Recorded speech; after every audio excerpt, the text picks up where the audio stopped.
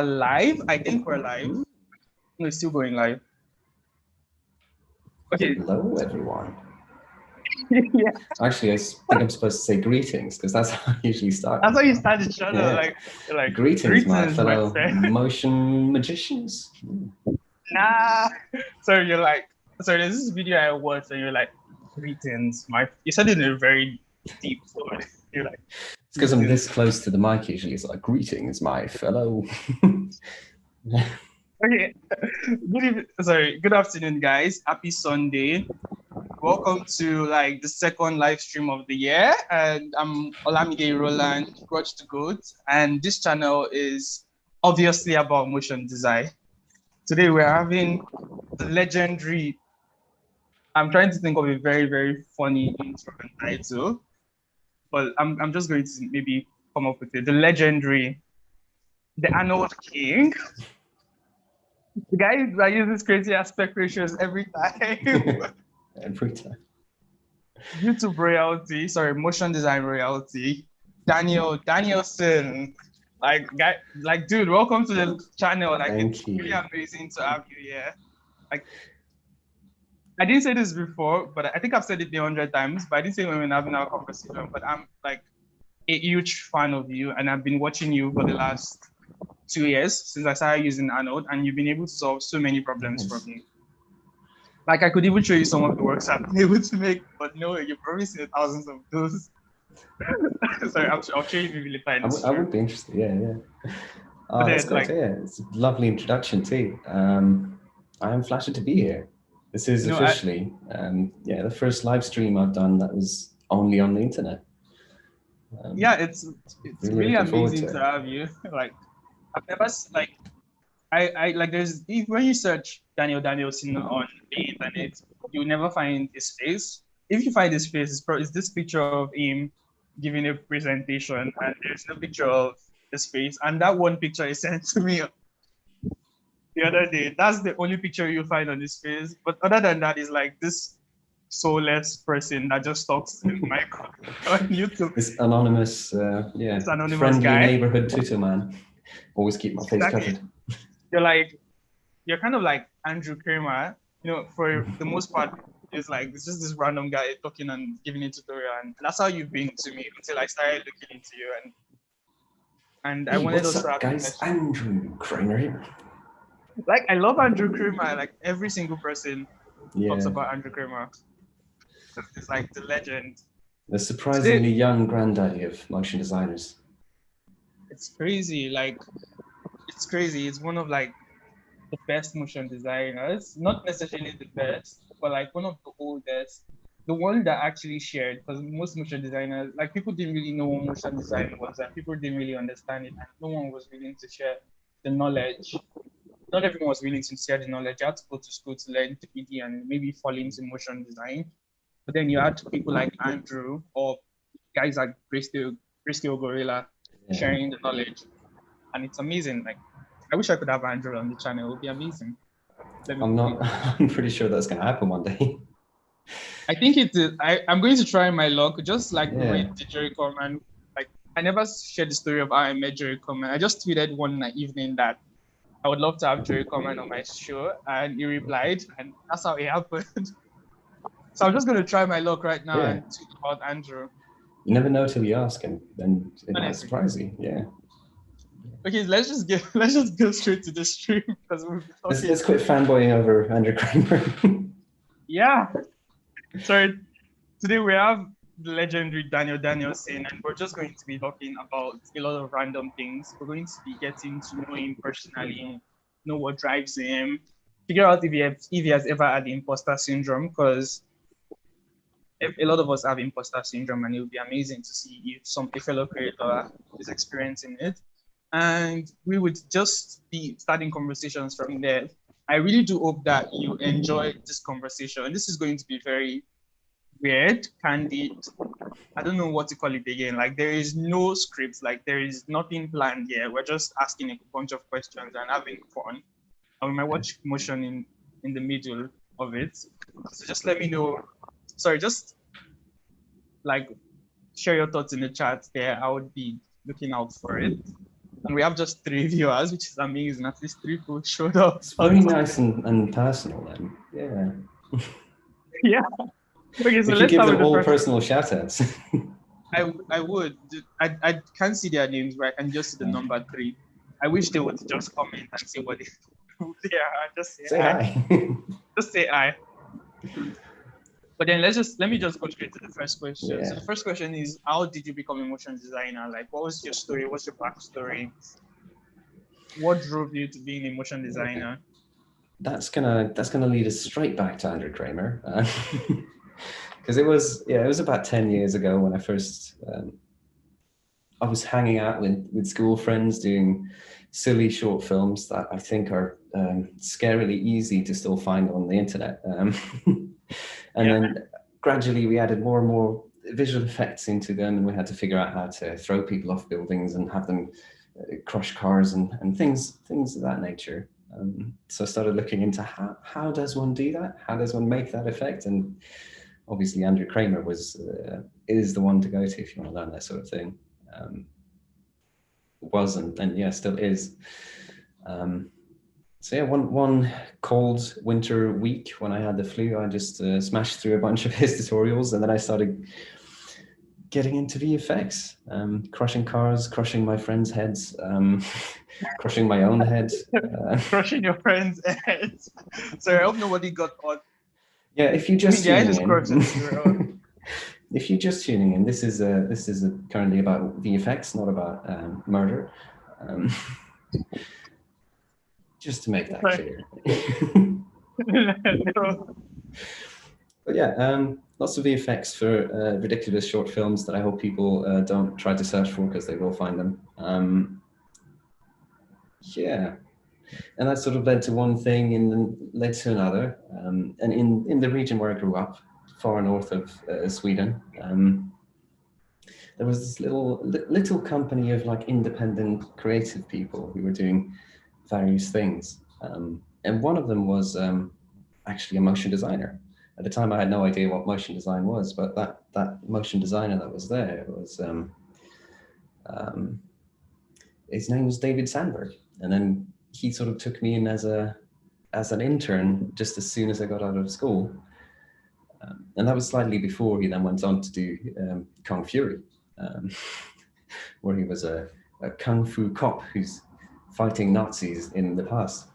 I'm going to look this up. Kung Fury. Kung Fury, yeah. Everyone should check out Kung Fury. So yeah, I was his intern for a good while, and that was when I learned that motion design was actually a thing. Because I thought I was just doing VFX, but then sometimes I left out the film completely, and I was just doing things in the computer, and it was because it's a massive mix of different disciplines that goes into it, and just giving it a title means it becomes a thing, it becomes a possible career. So yeah, as I was under his wing, I started saying that I was a motion designer, and still, you know, I was doing the same things, but it had a title at that point. And it is, from there, I eventually moved over to England to do it professionally in bigger places. Moving around started at the mill, actually, and then went on to a small place called Fall of the Wall, where I stayed for a good 3 years. Did you just say the mill? I just wanted to be sure that you said the mill. The mill, the ones with the nice logo. Yeah, like if you're watching this and you're from the mill, call me. Let's be friends. Because I love the mill. Like, yeah. It's really amazing that you've worked with them. They're like one of the best VFX studios ever. I was supposed to be actually in the VFX department because it was part of a course I did with Escape Studios in London. And it was on the course, and then after that, placement at the mill. Because it was a VFX course, so they were going to put me in the VFX department of the mill, but I asked, could I possibly go to the motion design department? Because I've got more of a skill set for that. So that's where they put me. And then I was just there as a motion designer for about 3 months, I think, before going slightly north out of London, because I didn't much like living in London. So I moved out of it and went into a little agency called Fall of the Wall. stayed there for a good 3 years, and then set off on the on the freelance road. How's the freelance road been for you? It was nice. I really enjoyed it. Going into, obviously, the past year is slightly different from when I was freelance, but I always enjoyed going into different studios and sort of getting to know other motion designers and realizing that it is very much a community of everyone sharing a similar experience. And it's just fun seeing how different studios make the motion, how they get it made, and what their process is like. Obviously, that's part of where the process of motion came from. Just moving that is amazing. Places. Yeah. I think that's one thing I wish I have, which is that I think a background of being able to see more studios, seeing their processes and how they work. But like I'm in Nigeria, and there's only like a few. Actually, there is none that is actually good, in my opinion. Everyone is trash. Sorry, this is going to sound really cold, but this is going to sound really cold. So. Like, I really respect all of you, and I love you guys.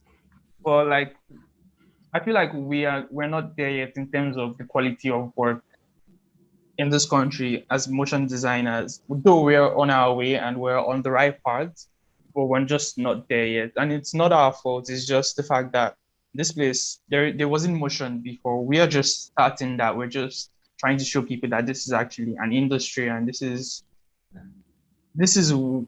useful for businesses. Like, you can sell out in a week just by doing a motion piece and selling with a motion piece. And more businesses here need to understand it. But then there is still also a lot of mediocrity here. Like, just accepting less. Like, you just submit the work. It's not, there's so many things wrong with it. There's so many things wrong with it. I mean, I have done it myself too. So, there's so many things wrong with it, but then there is not enough time, and you just kind of have to settle for less. And there's just some things you have to take. But then I feel like if you had that upbringing of seeing how many studios worked and how all the professionals meet, if you had the opportunity to meet all the motion designers in the world, like you've not met all the motion designers in the world, obviously. You've not met me, you're just motion designers. Yeah, but you've been able to meet like the best of the best. And you've been able to see through their process, and you've been able to experience it for yourself and work on projects with them. It's like a different type of training, I guess. It's better than just watching a course or a tutorial or a bunch of tutorials, which is what most of us are doing. We're winging it, we're watching a bunch of tutorials and trying to make something. And you have that upbringing, and that, should I say upbringing? Upbringing is a very strong word. Career-wise upbringing, yeah. Career-wise upbringing, and you've been able little motion child and growing into a little motion. So you started as a film child. Let's started as a motion child. Sorry. I was just bizarre. But then you had that experience, and you're able to make the best. You're able to learn from that experience, and being able to make so much amazing work from that. Yeah, it's hugely valuable, especially when it comes to the imposter syndrome thing. One thing that cures that is to go freelance. It's to actually go around to meet other freelancers, other people that work in studios and in agencies, and realize that no one has all the knowledge. Everyone's just got parts of it, and they're working together to create these amazing things. And it's because when I was in Sweden, it seemed to me like, oh, there's motion designers out there, and they make this amazing work. And I saw a studio, and I thought that was just one person doing amazing work. Like I probably thought that Man vs. Machine was a single human. Honestly, I gotta get that kid one day. But then it's like, I think that's where, like, I keep tweeting this thing. I don't know if you've checked my Twitter. No, you follow me, but if you follow me and you really follow me, I tweet this almost every week. Comparison is the thief of joy. Yeah. The moment you start comparing yourself to others, you're destroying yourself, or you're destroying your own self-confidence. So like, I do this thing a lot. I compare myself to Man vs. Machine a lot. I really love Man vs.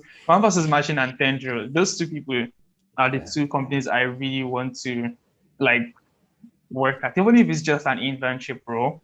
Like I would be happy to drop all my pride and just intern for you guys. That's how much I love those guys. But then I compare myself to them a lot. I just have this team of, let's say, 7, and they have like a team of more than 30 people. Who knows? They have not actually released the amount of employees they have. I'll just check LinkedIn for that. The quality of work that you can get in man versus machine and the quality of work that I can get in my small studio can never be the same because we're on 2 different levels. Those guys have years of experience. I just have 4 years of experience. Like I feel it's totally wrong to even think that I should even compare myself to them because we're on 2 different journeys in life. Yeah. But then because I'm a fan of comparing, not myself necessarily, but the work I do to other work and seeing, like, trying to find strengths and weaknesses between it. But it's, if you start to value yourself based on that, that's when the joy really gets stolen. Yeah, I think social media makes it, like, I think there's a little bit of social media in that conversation because when you open your Instagram, the first thing you see is all the best, especially if you follow a lot of render pages. The best thing you see is all the renders that are better than yours, all the work that's better than yours, and then you start comparing yourself. Like, God, when will I get this good? Like Nigerians say, God, when when will I get this good? But then you're not thinking that this person you're comparing yourself to has more experience. Yeah. Instead of you comparing their work, you should study them and try to learn from them, which is what you do, which is what you're saying, essentially. Like, you're trying to learn from them. Take a more objective view on it, and because you're only seeing the best of what they do, whereas the work you're doing yourself, you're always seeing all the work in progresses and, and the garbage that comes before anything even remotely pretty. Because most of the time, up until you hit render, it's all going to be vaguely garbage. So the final, everything is, I think nothing is perfect. Nothing can ever be perfect. Yeah. And the fact that you made it is obvious to you what is wrong about your own work because you made it. Yeah. So like I would create something. I absolutely think all my work is trash, but then I'll just see a random message from someone saying that, guy, like, let me try and say it in a very Nigerian way. Guy, this work is amazing. Like, fam, you're the boss. And they start getting all these praises. And then you're making, you know deep down that you're making like trash. And then I feel like this thing leads to real depression in a lot of creatives. I mean, I definitely have experienced it a lot, especially in 2019, 2020. It was not necessarily 2020, but 2019, I was in that space where I was busy comparing myself to every single person on the internet. And I was so sad. Like, I was never happy with my work. And because of that, I don't practice enough and I don't create enough because you're like dismotivated and you're like this mental state of not appreciating yourself and not seeing that you're actually good, but you're on different levels from this person and you're supposed to be learning from them because they have the experience. Just be humble and learn from them, not compare yourself. Sorry, this conversation is turning into a depressing conversation really quickly. It sounds pretty good though, because it's something that everyone goes through, because you can't compare the strengths of someone else to the weaknesses of yourself, and that's what you often end up doing because you can't see someone else's weaknesses when they're only showing you the bright sides of their projects. Exactly, and social media only shows you the best work. Only shows you the best of the best. You only see like the finished piece. You didn't see like all the 6 months that it took to make that finished piece. Yeah, it's all the cream that just rises to the top. You didn't see all the arguments, like you didn't see all the arguments between team members to get that work done. You didn't see all the fights. You didn't see all the client issues. You didn't see all the negativity. You're only seeing the work. Yeah. And I think people need to think about that when they work. I'm thinking about that more when I'm checking out social media content. I'm taking things with a little pinch of salt. I'm not trying to compare myself to anyone anymore because it's a depressing cycle. I think I compare myself to you at some point, to your work at some point. And then I feel depressed about it. Like, I can send you some really old work and then you can compare yourself to that if you like, and you're probably going to come up looking pretty good. That is so I cool. think that was a wonderful thread I think I saw a while back. In every studio you go into, usually when you're freelance, there's going to come a time when someone says, "Okay, so what was your first show like?" and, That is, and then you take a little luckily, bit of time my and look first show at really the old was not journals. bad. Yeah, I said, luckily, mine my was first show was. terrible. It would be amazing to see it, though. Yeah, I can send you a link. I think I still have it somewhere. I'm just going to go to your Vimeo and go and find it. Oh, it's I'm well not. hidden. I mean, you have like 50 videos on your Vimeo. I think I Yeah. counted. So if I scroll down to the bottom, I would see it. I hope I see it. I think I've hopefully taken precautions and hidden it from from the world. I like the fact that I said taking precaution. Really, you really don't want anybody to see. On the one hand, I do though, because it is silly and it's funny. It's set to a song called "Last Train to Awesome Town," which is a pretty catchy song in itself. Yeah, I'll send you a link to it. I would love to see it. Yeah, and you can share it with people if you like. I'm going to tweet. I'm going to tweet it. Like, this is Danielsson. Like, you see your Neo reel. Like, I tweeted your Neo reel, and it's so amazing. You have like all these things going on. It's like a good idea to show people that this person. I feel like people need to do this more. They need to show like. Yeah, we should start like a thread where people can just post their like first reel that they can legally show and just share. It's a legally show. I want to do that. I would ask the people I think I would ask specifically the people who give me the most PTSDs. Yeah. Sorry.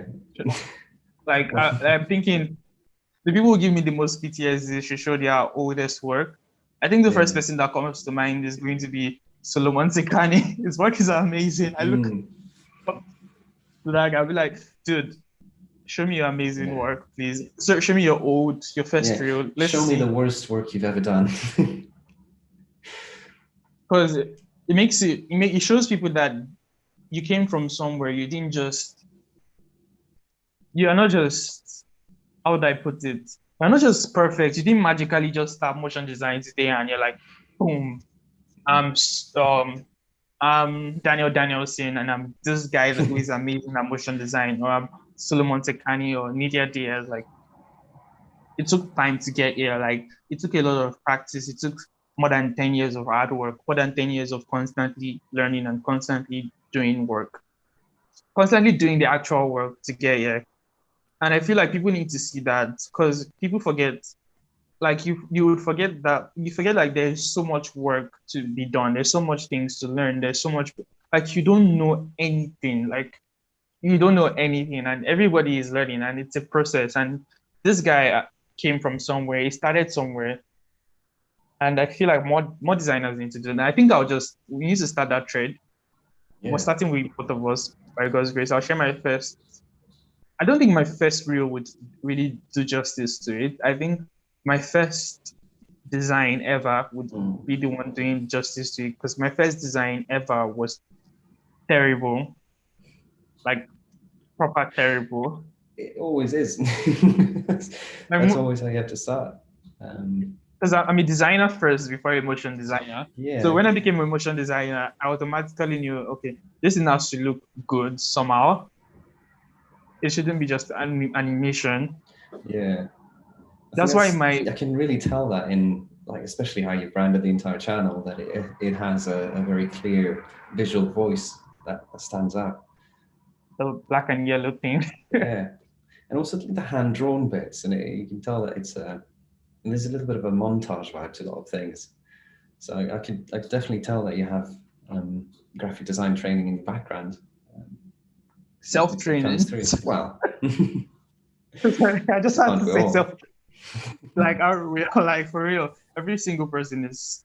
I mean, a lot of designers nowadays are self-taught. I'm still considering not going to school and just like focus on learning and focus on getting better and just get school forget school completely, because nobody really needs that. Everyone learned on their own, to be honest. Yeah, I never got a degree in anything.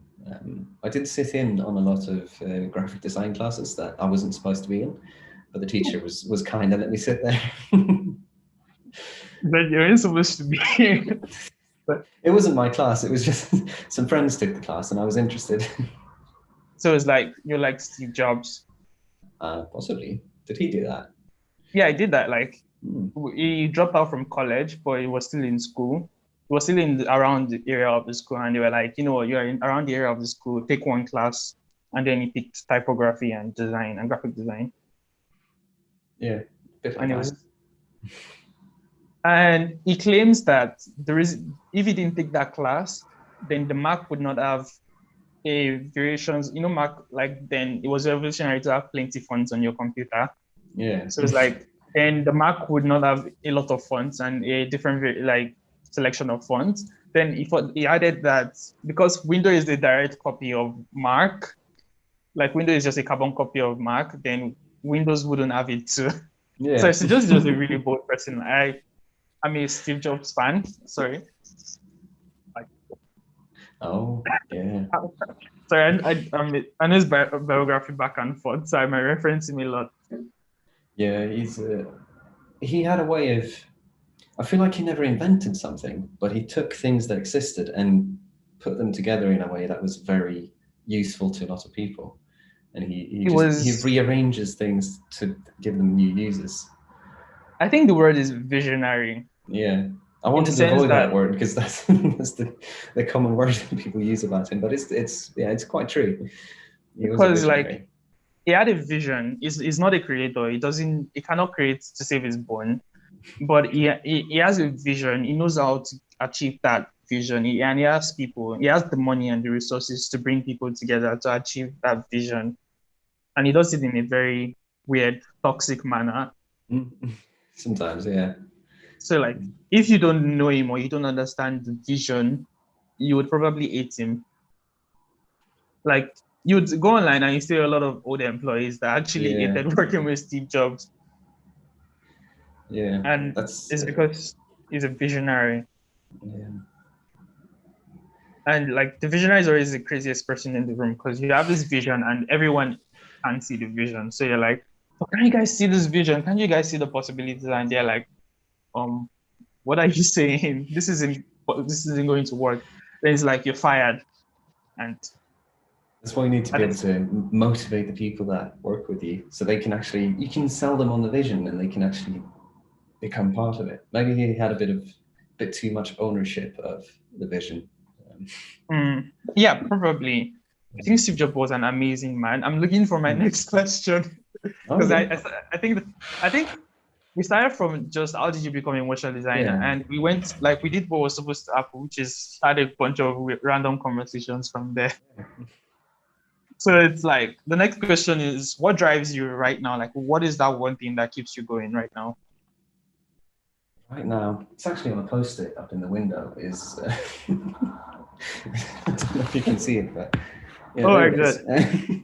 Orange post-it. And it is my goal and George's goal as well, because together we form Savage and Civil. Our goal is just to find not just any clients, but find really clients that we can work with for a long time. Because we found that sometimes it's you work with a client and you do good work together, but it's not like it's not a steady relationship that then keeps going. So we want to be able to both figure out what would be the ideal client for us and how can we be the ideal creative partner for them. That's something that we're looking to really nail this year, because last year it's a bit of a write-off. Yeah, I think that is really, really, really smart, to be honest. Because like once you are able to find out one client that you can properly give value to, and you're sure that these people I can be of value to them. I think that's where branding comes in. Sorry, I'm writing a really short book and making these short videos about finding clients. And I spoke about this in my short book, that you need to like figure out, like when you're niche now, you need to figure out who are the people that you know in your art that I can give all the value, I can give value to, like these people I can be able to change their lives. I think once you can find those people, those people would bring you more of those people. Like they would bring more of that people. And there's this statement that my friend said, you can build a business with one client. Because once you're able to give value to that client, those people would bring more clients, even better clients to you. And the fact that you're able to find that business that you can work with and you're happy with, and you're able to give the most value, you're able to change their lives, they're going to keep bringing the best of the best to you. Yeah. I'm hoping one day one of my clients gives me Apple, or somebody just connects me to Apple, because I really need Apple on my portfolio this year.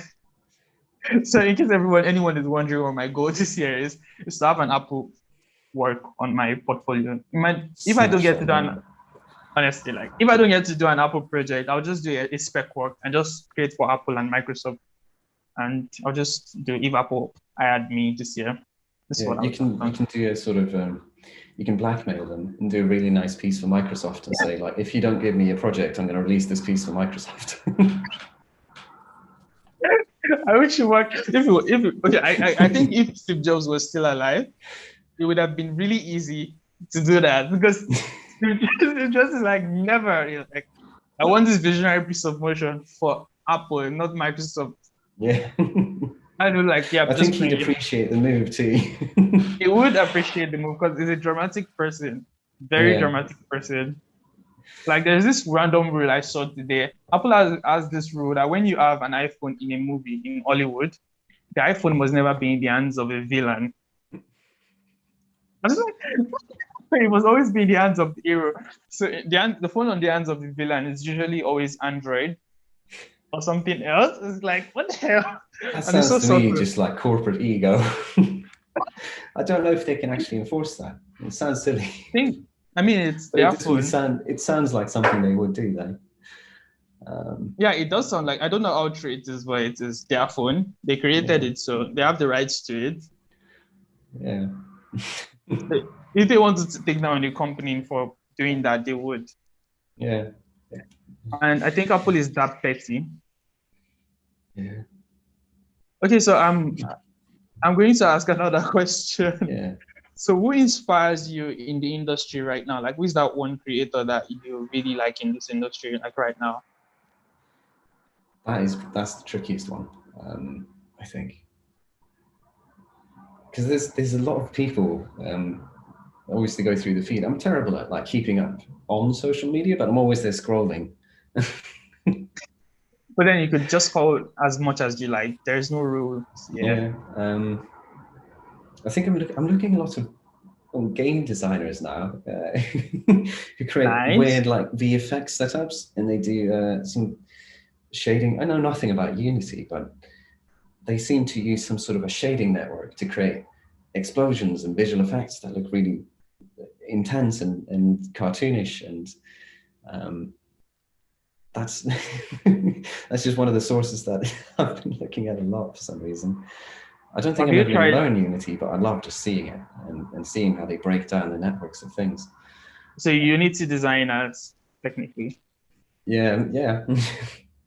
But also, like, when it comes to like visuals and the substance of things, I try not to look too closely on just motion design. I always try to draw as much as I can from other sources, because I love motion design so much that if I see a motion design piece that's really, really grips me, I will hang on to that. And there's a risk that I'm going to use that as sort of a basis for an idea in the future. And I want to avoid accidentally holding on to someone else's work and then. I think that's one thing that makes your work really unique. Hopefully, yeah. I'm hoping it does over time. I think that I can definitely relate to that. Earlier I mentioned the fact that I love man versus machine so much.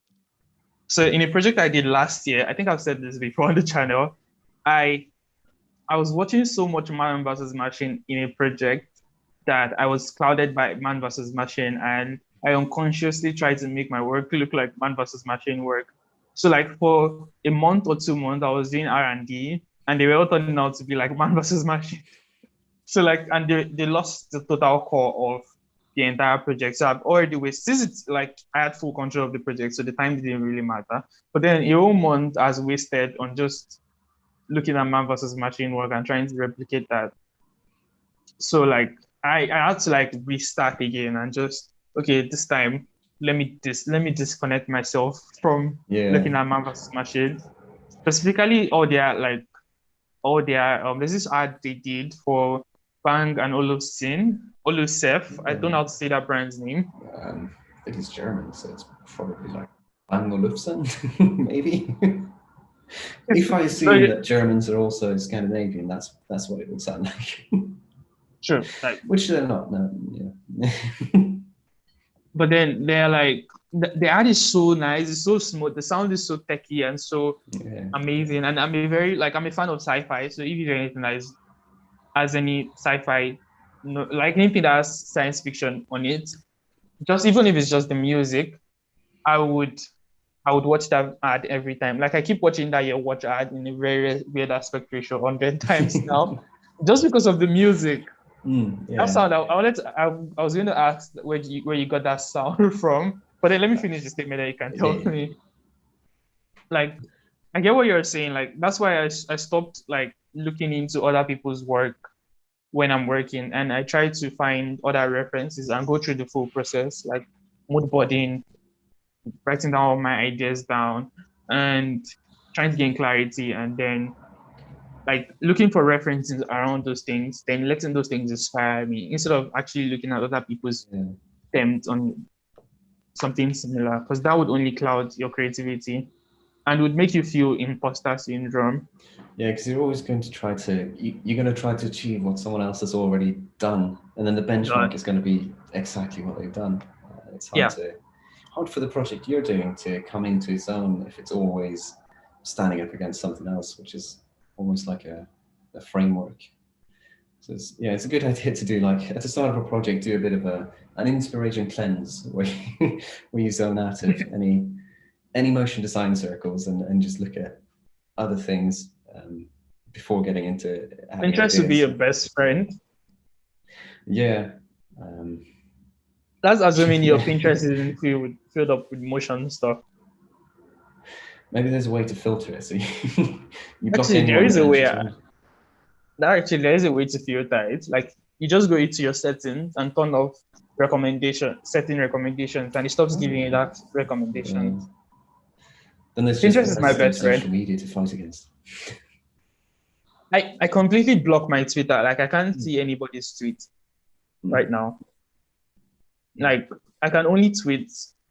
I can only see tweets if I go to the person's profile, but I can't see, like, the timeline is completely clean because I don't want to keep getting to see other people's work then feeling bad that my work doesn't top it. I want to see people's work because I want to appreciate that work. And social media is designed in that way. And I don't want to get clouded by other people's approach while I'm working. So I just block Twitter. Yeah. YouTube. Yeah. It used to Can be tell Vimeo before they ruined the front page. Vimeo is, I think the mobile app is way better than the website right now.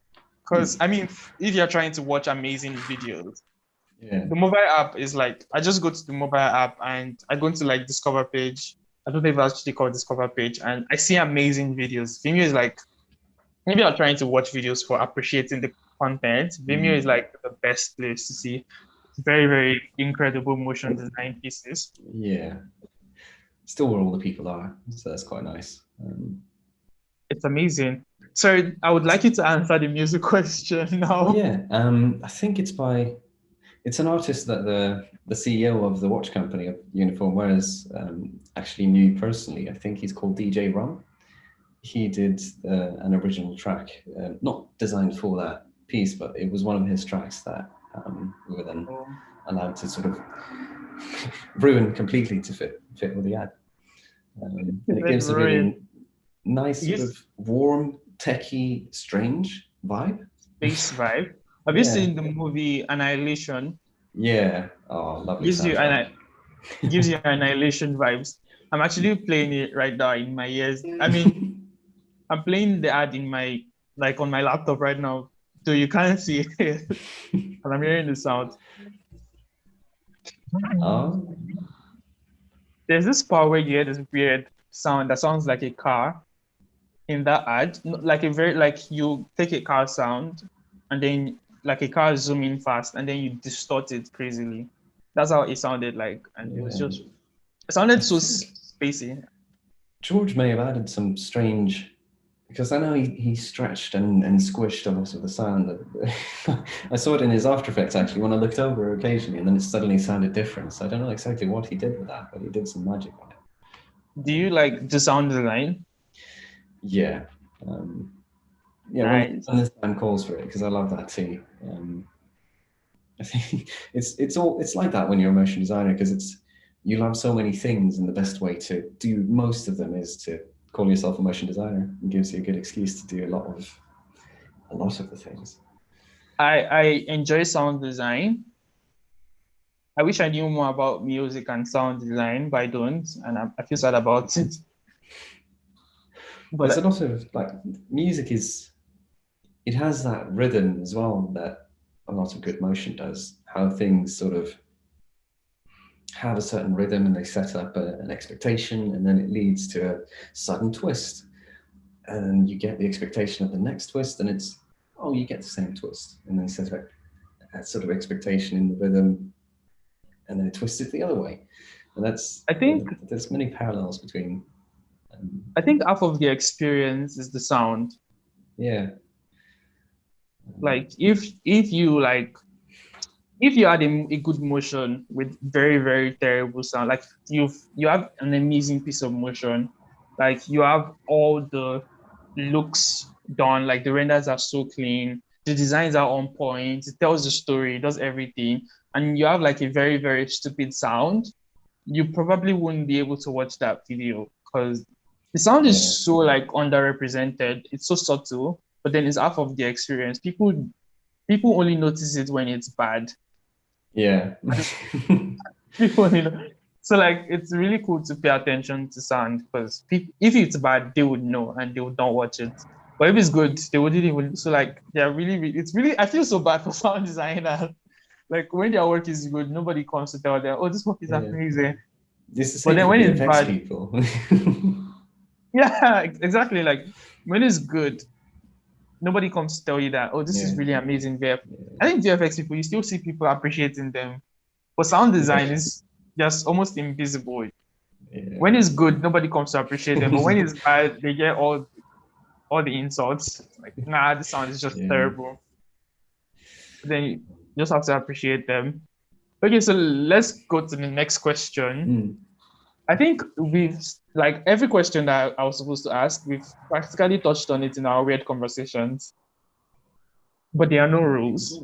Yeah. So like Maybe we can touch on some of them again. Maybe it's worth keep diving into. true. I think the first one would be I think the one I want to touch on right now is probably it's for my own pleasure, so I don't have to buy your book. So I don't have to buy your course. What is your process what is your process like right now? Step by step. It's I'm taking notes. Hold on. yeah. It is quite solid, like how I do it. When I work with clients, is quite locked in, just so they know. I can tell them what to expect, so they know what's going to Yeah. happen in the process and when they can expect things. And it's like I say in the course that it's clients do love knowing what's going to happen, because when they're going to pay someone to do they're buying. I don't know if it's an expression anywhere else, but in Sweden it's called "you're buying the pig in the sack." Don't know exactly where it comes from, but they are buying a pig in a sack. They don't know what it's going to look like when it's done. So it's the process is all designed to help the client both influence what the pig is going to look like when it's out of the sack, and to describe it to them before they pay good money for it. So when I work with the clients, I keep quite tightly to the process that I do describe in the course, and that is start with a tight brief, a brief that's just very on point in explaining simply what it's supposed to do. Like, what is this supposed to communicate? Where is it going to be seen? And who should it appeal to? Just the in basic words.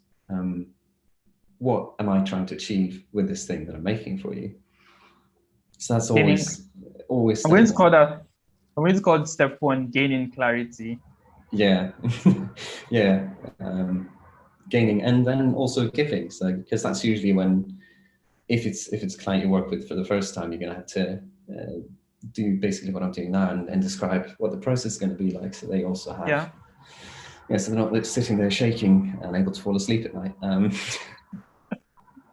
So yeah, doing a brief usually together with the client. Sometimes the client comes with a brief and you just sort of refine it a little bit, but ideally just you're there with them when they make the brief, because they probably don't know as much about motion design as you do, otherwise they do it themselves. So once you've got that brief, I'll move on to that usually gives enough to go on to create sort of an estimate to give a sort of price range. Where is it going to land? Is it going to be a bajillion-pound contract, or is it going to be a £5,000 little nice tidy chunk? And then I do a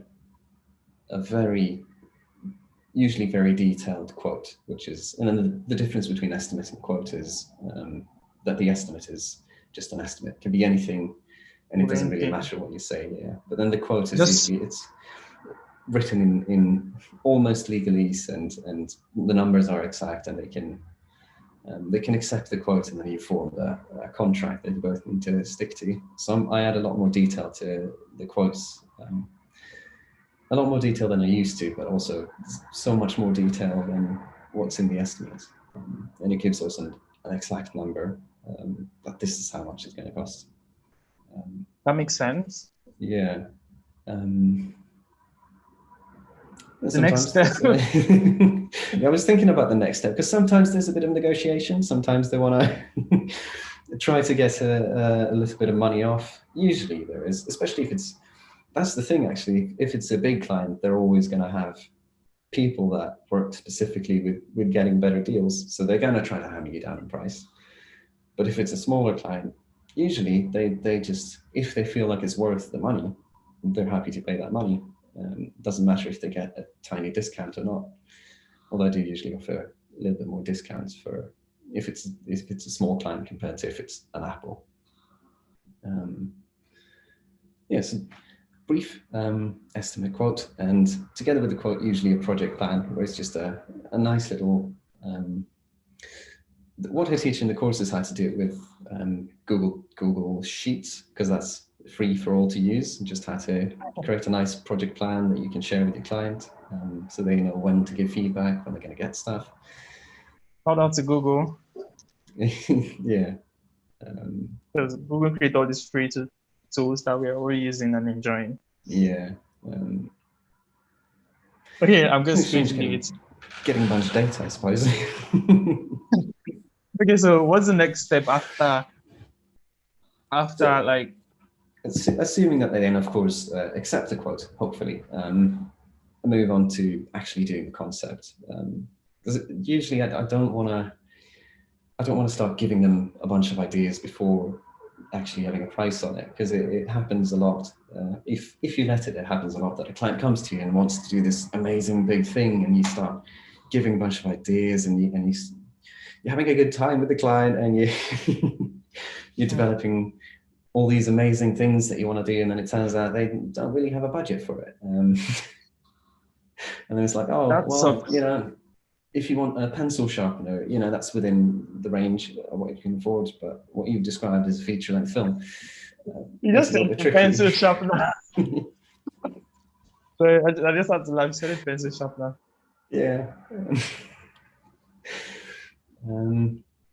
So I usually, I try to, as best as I can, not to start with any deeper ideas or any developed ideas until after the quote's been accepted.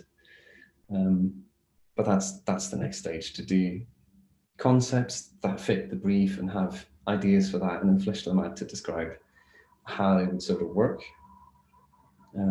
Sometimes several, sometimes just the one option. And then that turns into, if they choose one of the routes, or if they're happy with the idea, that moves on to the treatment phase. And that's one of my favorite phases, actually, because that's when you take the little nice nugget of an idea, and you build the world of it. You start doing the art direction for it. You go through all the little details, how it's going to end up looking in the end, and sort of how that's going to achieve what the brief needs it to achieve. And that's the that's the stuff right there. That makes sense. Yeah. So that was the next step. It's all right, because I've got the notes all written down, so I don't miss a stage. Okay, so what I've heard is you start with the brief. The brief should be the center of everything. Yeah. Then you give the client a quote because you got to get paid. Like, so Yeah. I'm just going to assume that you don't do much pitches or you avoid that steps. Because, you know, pitches is like you're doing free work in the hopes that these people would accept me for who I am. Yeah. And it's kind of like proving yourself. Especially when big agencies and big clients, they always get budget for their pitches. They get a certain pitch budget that they then use to develop the pitch. And I feel like that's how it's supposed to work. If you're going to do work, you should be compensated for it. But wait, do you mean like they are being paid to do the pitches? Yeah, there's usually a I've never been invited to do a pitch, so I'm not even. Yeah, that's mostly for like the big agencies, the biggest one. Yeah. Oh, so sad. No. The smaller ones just have to beg for scraps. That's sad. Yeah. We'll get there. Yeah, I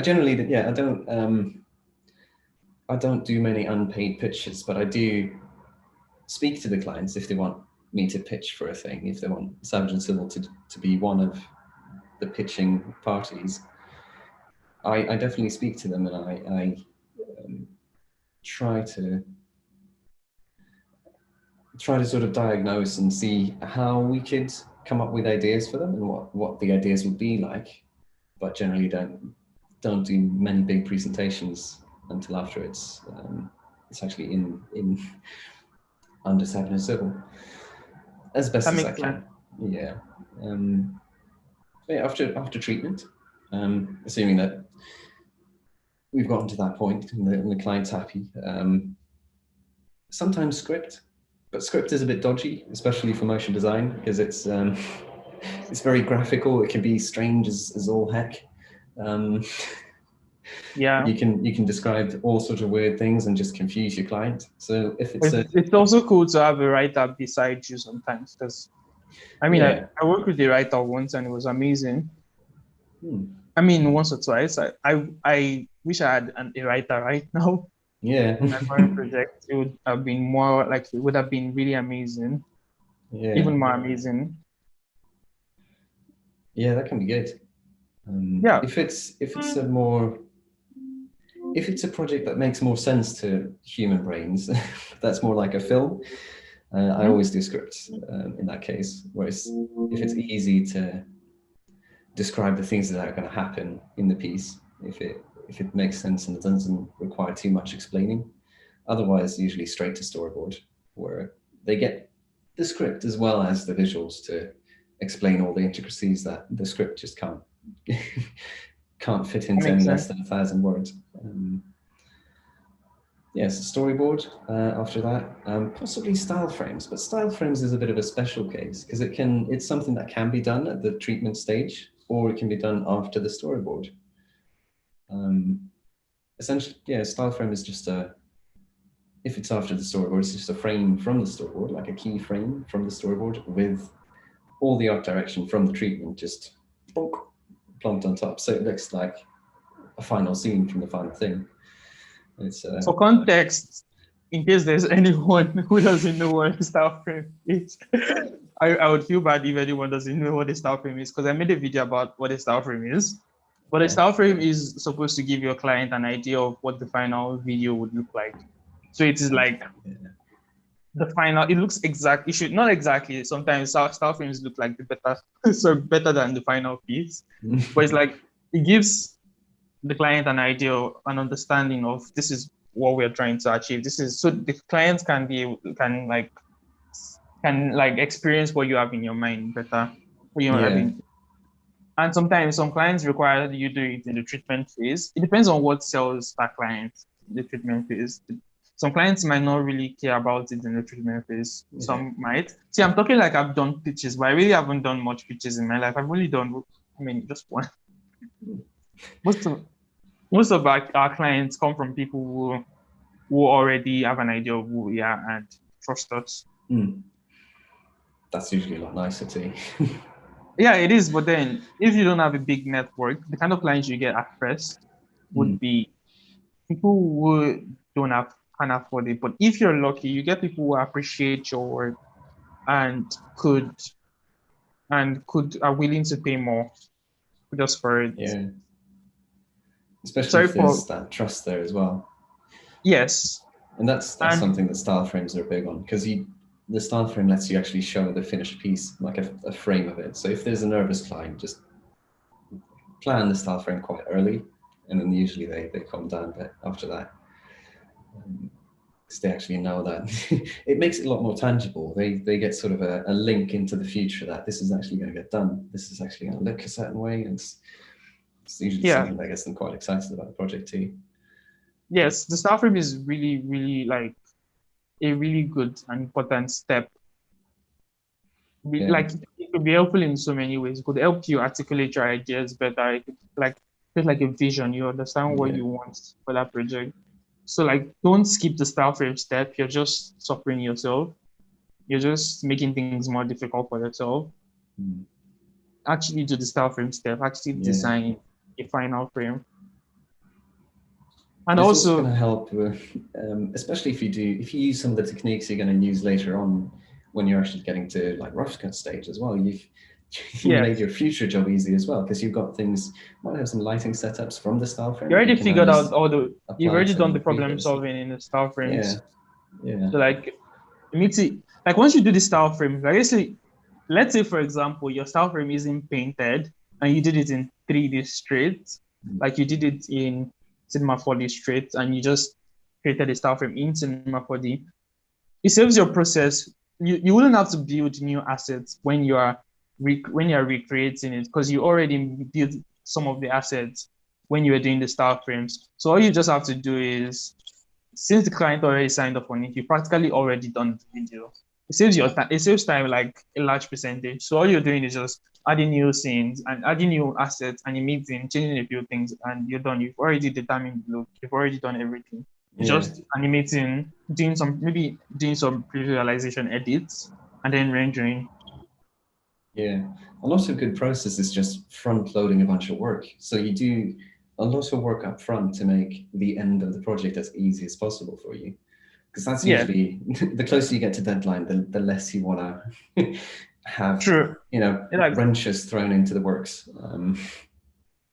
So if you clear things up early on in the project, you do a lot of solid concept work, you can usually make the end of the project a lot easier and a lot less stressful too. That makes so much sense. Like you've practically given people the secrets to making amazing motion design. I wish that was really I wish this was course for free. for free. But I wish this was just what it takes to do amazing motion design. Maybe everyone would have done amazing motion design, but it's not. Possibly, this is just after that. It's all just it's technical, because once you've done the storyboard, you've done the style frame. Sometimes there's an animatic, very good for like checking timings, where it's just and the editing. I think one person that I know who is big on animatics is Yes Captain. Like, the animatic process is as important as the style frame process. So like, as you're editing it, is iterating till it finds the final edit and the final piece. And that animatic process, I feel like I need to do more animatics in my work, because most of my edits just look like shit. And that's because I did the edits. Let's say the client was waiting for the renders to be done. I told them this thing is rendering. This thing would take time. And since they don't know much about 3D, they didn't really understand that this thing would really take time because it's 3D. 3D isn't supposed to render. And I'm rendering my potato laptop. Oh, yeah. So like, they wouldn't understand that. So when it finally renders finished, all I'm doing is rushing the edits. So my edit isn't looking amazing because I rushed it. like sometimes I even want to re-edit my work because I know I could do better than what I edited. So everything That's looks janky. But then when you make the edit process from the beginning, when you do the edit from the beginning, once I render, I'm just mm, changing a few things from the animatic, just changing the scenes and changing everything and adding the music. Done. that's the key with both animatics and previs as well, because animatic that gets you the timings down really nicely, especially for if there's voiceover, if there's a music track that needs to Yeah, go on. I So you think just they're. take storyboard frames and you smash them onto a timeline just to see if it works. And then as I think well I to put get this the same in a way, yeah. animatic and previous, because I've been using the words Oh, really? interchangeably.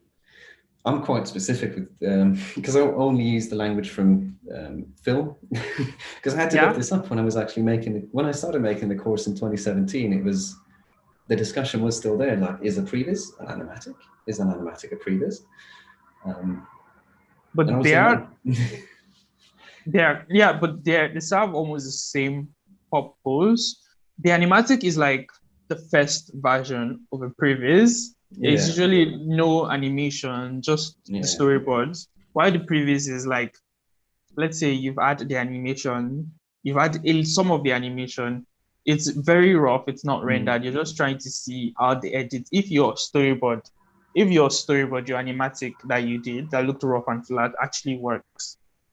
So yeah, like the previous allows you get more accurate timing. I feel like I know all these concepts in my head and I can say mm. it, but when it's actually time for the actual work, I choke. Because I'm explaining it so technically right now. And when it's the actual work, I choke a lot. Yeah. That's because it's always like that at the start of a project. You sit down and you're like, okay, so now I've got this thing to do, but where do I start? Mm. Even to this day, I do a lot more. Sometimes I don't even do motion for the clients. Sometimes it's just advertising things, and then it's always like, okay, but where do I start? But then it usually, you get started, and then it's quite easy once you actually get into the motion. I But think yeah, you just have to start. It gets easier. yeah. Um, I think we've done like a detailed breakdown about creative yeah, process. I think there's just like two things left after the animatic and previs, because a It's just previs the actual work. can range really much from just like scenes with cubes instead of the characters that are just sliding across the floor to the Yeah. full animated characters in top detail. But then usually what then separates the previs from the rough cut is lighting and shading, and that's when Yeah. all the render times come in. So that's why the animatic and the previs stage is so valuable, because it's essentially free render time. It doesn't cost anything to render, and it still gives.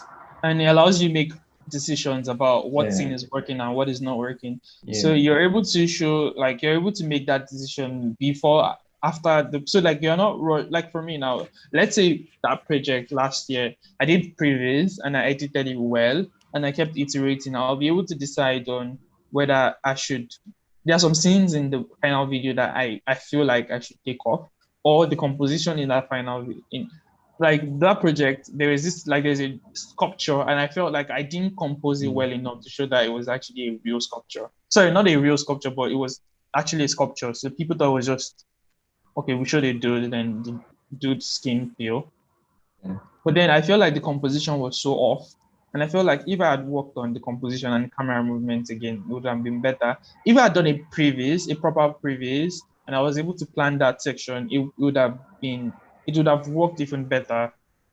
Yeah, and I wouldn't yeah, be cringing anytime I look at that part of the motion of that project, because every yeah. other part of the motion of that project is amazing.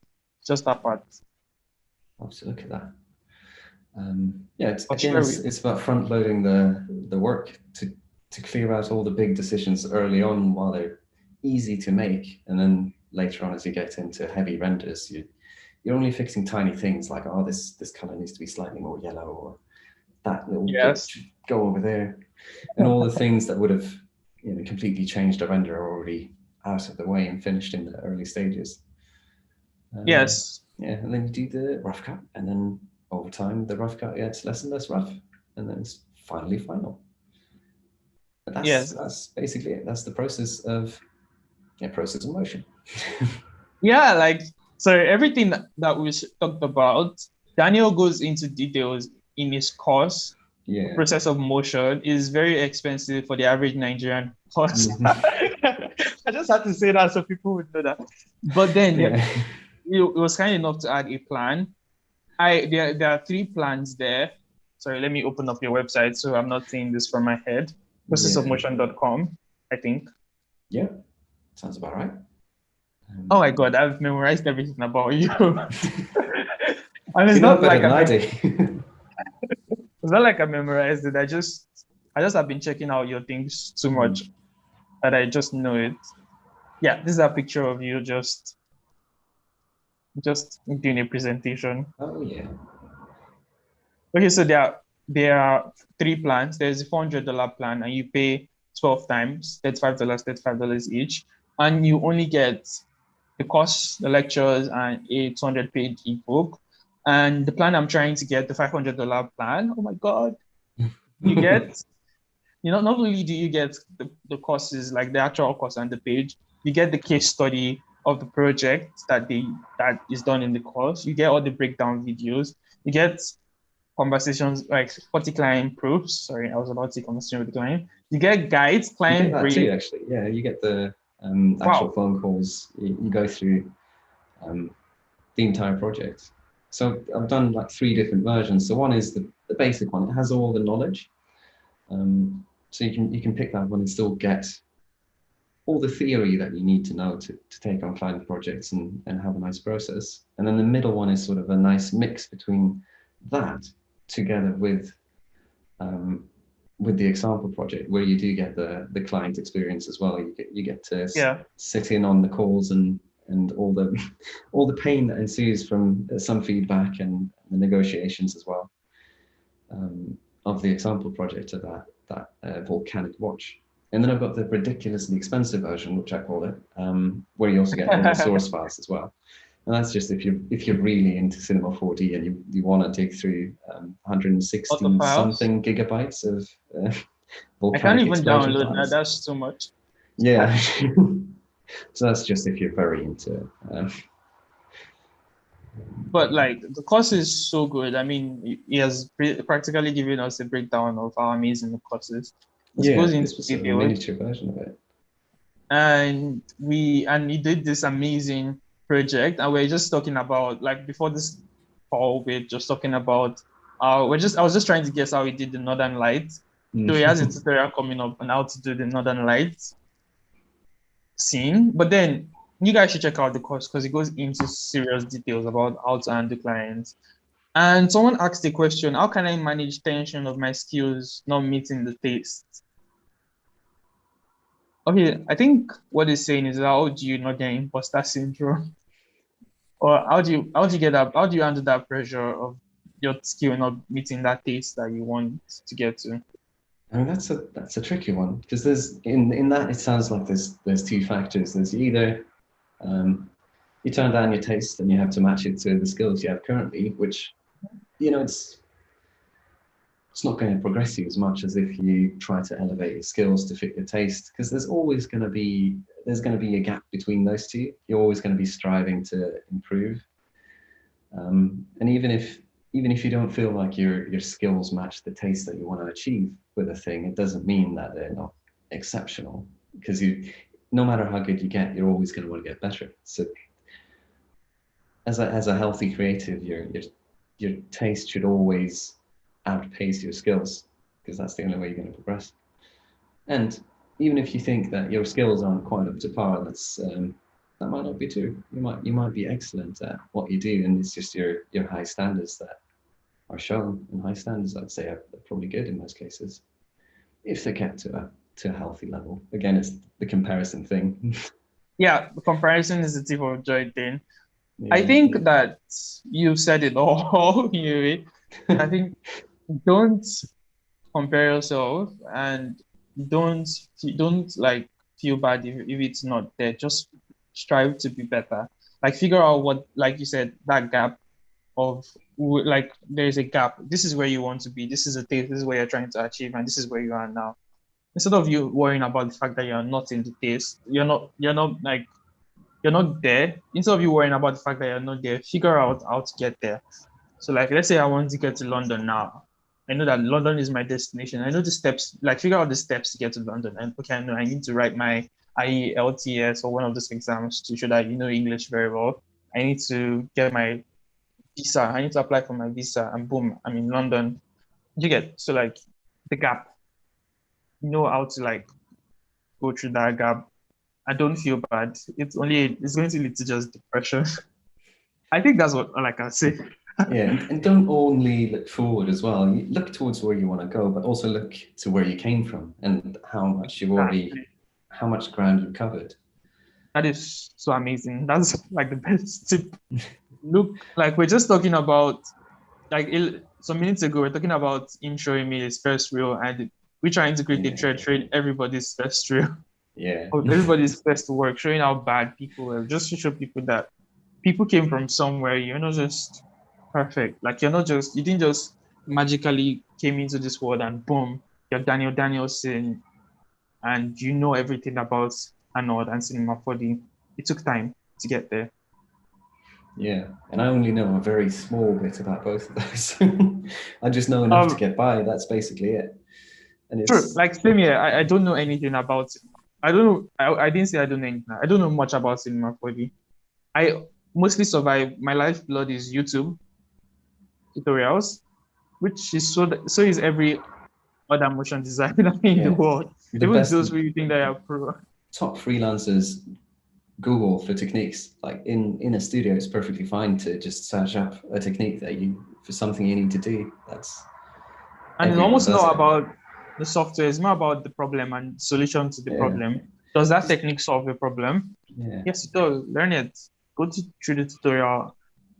Like that's the goal. Sorry, that's the way. Because no one can know everything. I mean, I'll damn well try, but no one can know everything. So not even Andrew Kramer. No, exactly. The job of a motion designer is not to know how to do all the motion design. It's just getting the ability to figure things out. Yes, that's the valuable part of it. Because I forget things all the time too. Sometimes I go back to my old tutorials just to remember how I did a thing. You know, I forgot how I peeled. I forgot how I peeled the skin on my model in that project that I was telling you about, and I cannot remember. I still want to go and look through the project files to remind myself how I did it. And you look at but it I and forgot like, what is this? Yeah, because like, sorry, everybody, no one is perfect. Just take it like that. Yeah, everyone is learning. Both, look forward to where you're going, but also look at how far you come. And it's not about how much you know; it's about what you can figure out. That is so deep. Hashtag deep. Yeah, because let me ask the final question, and then we can leave this live stream. Yeah. Is it already that time? Yeah. It's already 1 hour now. It's been fun. It's been fun, like just having fun and not really caring about how cool the live stream is, who is attending it. It's just fun having this conversation. Yeah. So thank you. Like the final question is, where do you see Daniel in 5 years? See, I think this was one of the most difficult questions. I thought the where I get inspired from was difficult, but then this one was quite even more of a thing. Because I used to be very strict with how I set goals. I usually set them I used to set 5-year goals, but then that never works out. So, because along the way things happen and your goals change. So I set goal year by year, and it's not like it used to be. Yeah. I've actually got them on a whiteboard quite similar to the one you've got behind you.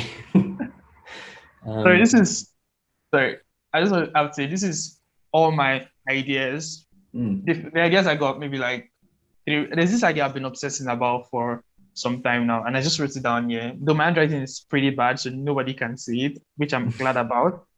But then I just had to spend right here. So like, this is my sanity board. Just put down your ideas, upload your brain, yes. Yeah. So I've got a similar setup where I just do my goals year per year, and I used to do them as a way of, oh, I'm going to achieve this thing, I'm going to get to this point and do that thing. But when you set your goals, it's really easy to ignore that there's a whole entire world around you that also affects the outcome. So instead of doing sort of achievement goals, my annual goals these days is more of a to-do list. Like, these are the things I have within my control that I can do to probably progress in a direction that I like. And it's all things that, regardless of, well, almost regardless of what happens in the world, unless there's a pandemic or something like that, but what are the odds? I can still pretty much achieve the goals, and I know that I'm in that way progressing on some level, because I've always tried to, I haven't got a set destination exactly, I've just got directions that I'm moving in, and I'm always trying to, at the end of all my tutorials, I do say stay in motion, and I do try to do that. It's always about trying to find. I think you just gave one of the smartest answer ever. The answer was obvious for you to give. I'm not like, for real, because it's actually similar to how I operate. Because before, I used to be like, okay, in the next 3 years, I should be able to achieve this, or by the end of this year, I should be able to achieve this. And in the middle of the year, I've gotten so many random ideas that I've lost all that direction, and I'm pursuing completely different things.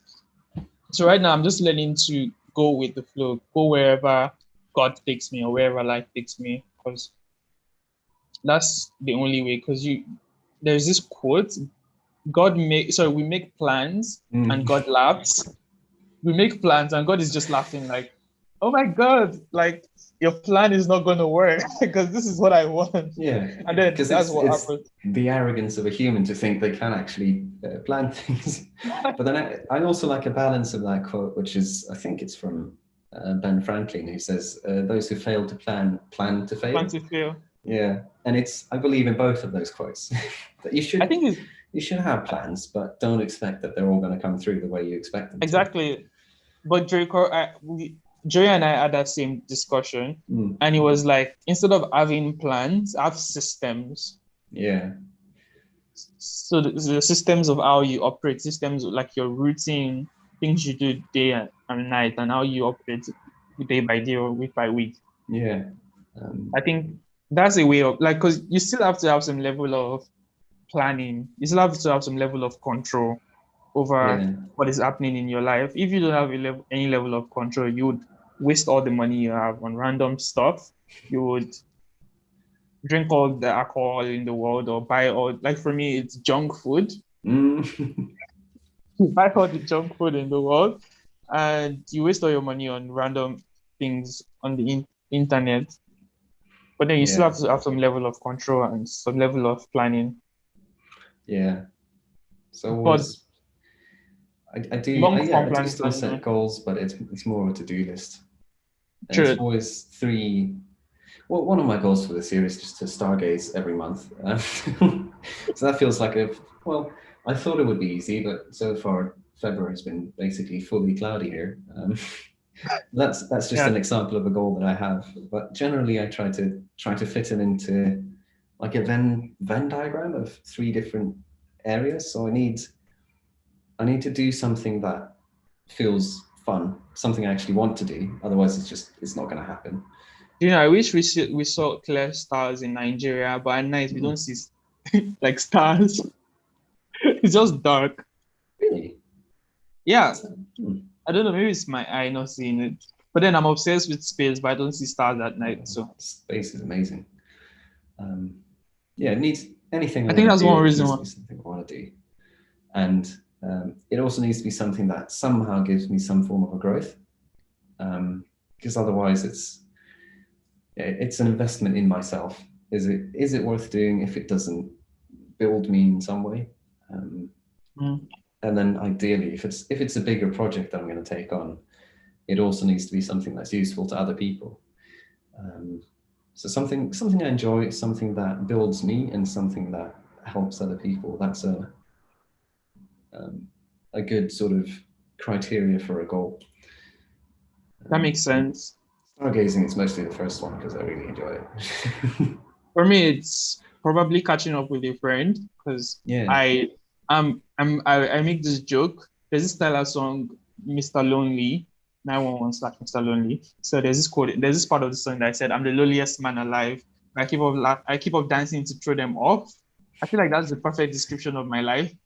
You see, like you see me and you be like, oh, this guy must be having a really fun life, hanging out with all these motion legends all the time. But I'm always inside this room doing nothing than maybe just working. So like, Yeah. I try to maybe catch up with a friend at least a week, maybe just a long phone call, like just a very long phone call, and we just talk about Yeah, random that's stuff. another good goal. This is what we're doing right now. We're Yeah. talking about random things Yeah. for an hour. Goal setting. Honestly. And hopefully it's been a bit helpful to others too. Do we still have our 3 viewers with us? Oh yeah, we still do. Like those throughout this entire video, this entire live stream, there has been just 3 people straight. There has been spikes where someone will join in and they will leave, someone will join in and they will leave, but that's been consistent. Just those 3 people, which is not bad. This is not my worst live stream. So far, my it's worst. my best one. Yeah, because it's your first one. Yeah. My first live stream is one I cringe the most when I watch, but it's one that people reference, like people immediately reference when I ask them, because it'd be like, oh, I love that live stream you did with Blink My Brain, or the one with Joey. Joey is almost always referenced. But then in Nigeria, Joey is referenced. Like people in Nigeria, when they ask me, people in Nigeria, they ask me, okay, I love the live stream you did with Joey. It looks nice. Thank you. But for people outside the country, they'll be like, oh, I love what you do with Blink My Brain. And I'll be like, no, don't mention that. I really love Blink My Brain. And the live stream was in my, like, I was so shy. But then I feel like if you got that, I was shy. And this is my first live stream. And it was able to help me and he was able to make it work and have that conversation. So I'm grateful to him because that live stream wouldn't be cool if he wasn't there. And if he wasn't a cool person. That's going to be like your old show reel a few years in the future. So, that was my very first live stream. Yeah. This is the live stream. I messed up the intro. But you did one for this one, so that's good. Yeah, I did it. I think this intro was this. I messed up all the intros on all my live streams. Like every single one of them, the intro is messed up. It's like I start really confidently and I go really shy. And I notice I go really shy. Then my voice goes low. I feel sad. I'll be like in my head, oh my God, I just messed up the intro. Then I try to pick up the energy. Yeah, then I get stuck on that. Because in my head, I've been practicing the intro for like a whole day. And then I start the conversation and then I mess up the intro. And then I'm like, oh God, I messed up this intro I've been practicing in my head. Rewind. Today I started this live stream without any plan than just the questions to ask. And it came out better. I sounded the most confident and the most myself in all my live stream, apart from the Joey Command one, of course. But I sounded the most confident in the start, and I really appreciate that. Thank you very much for coming to this live stream. And I'm sure like everyone who tuned in would appreciate the conversation because it was really fun. Yeah, I've had a really good time. I have to. I'm waiting for people watching it after and telling me what they think. Because some people just watch it maybe after it's not live again and they just tell me what they think. Yeah. Well, I'm really glad I got to join in and be on live stream. Thank you very much. Let me end the stream now and then we can have another conversation. Yeah. All right. Bye, guys. Thank you for coming around. I'll see you guys in my next live stream with Jonathan Wimbush. He's an amazing guy. I think I said this in my last live stream, but there's an high chance that I would surprise you guys with one more random streams and before the Jonathan Wimbush one. But bye. Thank you for coming. Take care.